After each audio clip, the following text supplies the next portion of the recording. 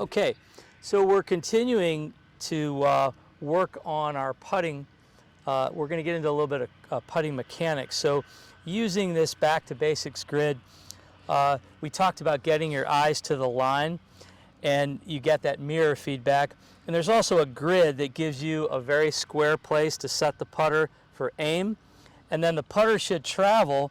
You can see that that grid isn't a straight line. There's a little bit of arc to a putter, much like there's an arc to a golf swing. There's a little bit of kind of rotation to the shoulders. It's very subtle, but that's what we can get that feedback putting on the grid.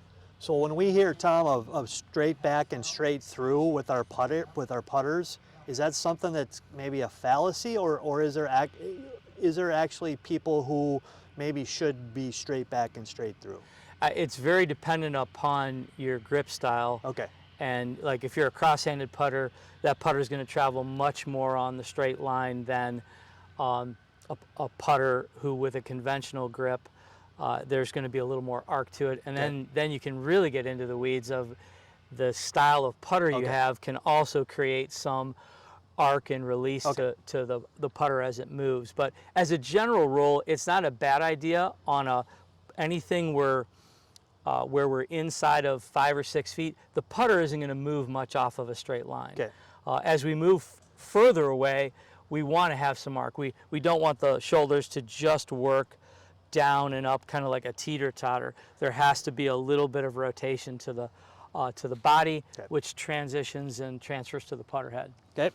Okay, so Greg's going to get in there and aim this one, and notice how the hands are very soft. The shaft is basically going to stay centered too, right between his forearms, and as he rocks his shoulders and rotates a little bit, the putter is going to stay on that grid.